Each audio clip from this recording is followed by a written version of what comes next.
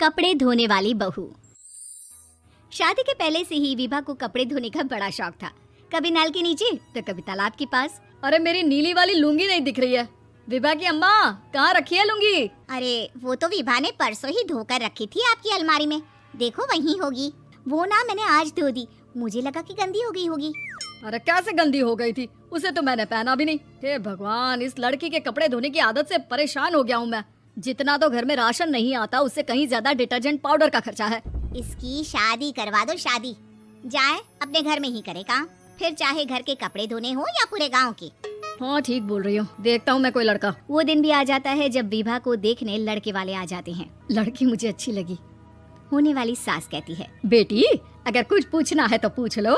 वैसे तो हमारी लड़की बहुत ही शर्मीली है, जो बोल दो वो मान लेती है, इसे क्या पूछना होगा। अरे कैसी बात कर रही हो माँ, मुझे इन लोगों के घर रहना है, सवाल तो कई है। हाँ हाँ बेटा पूछ लो ना, क्या पूछना है। आप लोगों के घर कपड़े कौन धोता है? सास का मुंह बन जाता है। देखो अगर तुम ये कहना चाहती हो कि तुम्हें कपड़े धोने नहीं आते तो सुन लो, कपड़े मैं ही धोती हूँ, लेकिन तुम्हारे आ जाने के बाद मैं रुमाल तक नहीं धोऊंगी। अरे चुप रहना भाग्यवान, बहू बेचारी घर आई नहीं, उसे डराना शुरू कर दिया।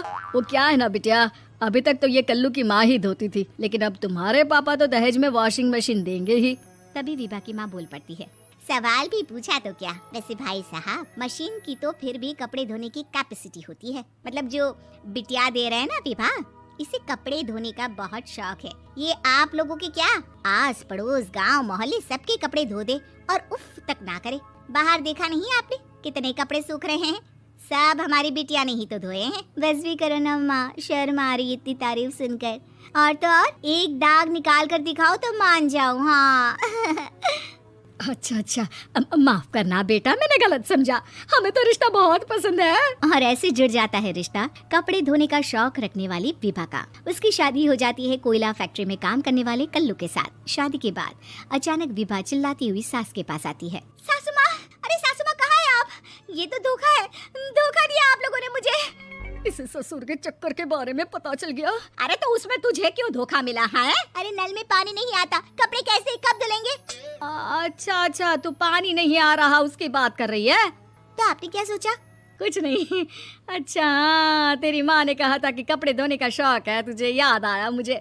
शौक बोलकर कपड़े धोने वाले मेरे जुनून को कम ना आके सासू माँ, कपड़ा धोना मेरा गुरूर है।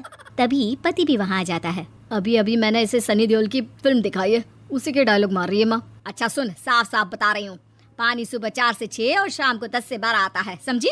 विभा टाइमिंग सुनकर हैरान हो जाती है। ये क्या भूतों का मोहल्ला है? सुबह 4 बजे उठकर कौन कपड़े धोता है? 4 बजे टंकी में पानी जाता है, फिर सारा दिन धोना ना, किसने मना किया? अरे कैसी बात कर रही है? 200 लीटर की टंकी में कितने कपड़े धो लूंगी मैं? सुबह ही उठ जाऊंगी मैं। अब क्या था, विभा सुबह 4 से लेकर रात के 12 बजे तक कपड़े ही धोती रहती। एक रोज सास पड़ोस से निकलकर कहीं जा रही होती है कि साथ वाली कहती है, हाँ कल्लू की माँ, जरा ये बताओ कि 2 साड़ी है, 2 ब्लाउज और एक पेटीकोट और एक नाड़े वाला लंबा कच्छा। हाँ तो?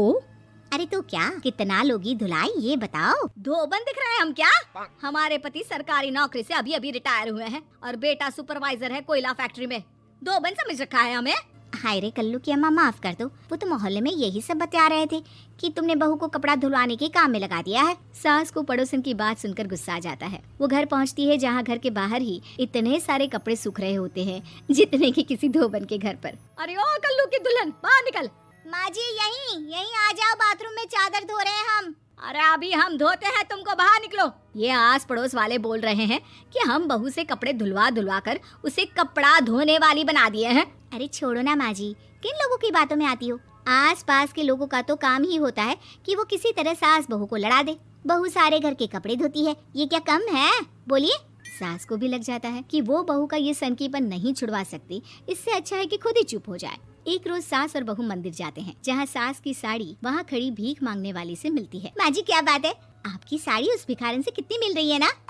हाँ देखो तो, दोनों की साड़ी मिल रही है। क्या बात है कल्लू की अम्मा, तुम खुद को तो अफसर की बीवी बताती हो और ऐसी सिंपल सी प्लेन साड़ी पहनकर घूमती हो। सिंपल और प्लेन नहीं है ये साड़ी। तो क्या सोने के धागे से फूल बने हैं? कुछ भी सासू माँ, कुछ भी। हाँ बने थे इस साड़ी में सोने के धागे से फूल। मेरे पति लेकर आए थे मद्रास से स्पेशली मेरे लिए 10,000 की। लगता है भाई साहब इस भिखारन के लिए भी सेम टू सेम साड़ी लेकर आए होंगे 10,000 की। सास उस वक्त कुछ नहीं कहती, लेकिन बहू के साथ घर आती है और अलमारी से एल्बम निकाल कर लाती है। ये साड़ी देख रही है, ये वही साड़ी है जिसे मैंने अभी पहना था। इस साड़ी में ये जो चमकदार फूल दिख रहे हैं ना, ये सोने के धागों से काटे गए हैं। लेकिन तू लोकल वॉशिंग मशीन ब्रश से घिस घिस कर सारे फूलों को निकाल कर साड़ी प्लेन कर दी। मुझे माफ कर दीजिए सासू माँ। और तो और, जब मैंने तुझे तेरी गलती के लिए कुछ नहीं कहा, लेकिन तूने तो सबके सामने मेरा मजाक ही बना दिया। क्यों? बहू को समझ में आ जाता है कि अब से उसका कपड़े धोना बंद।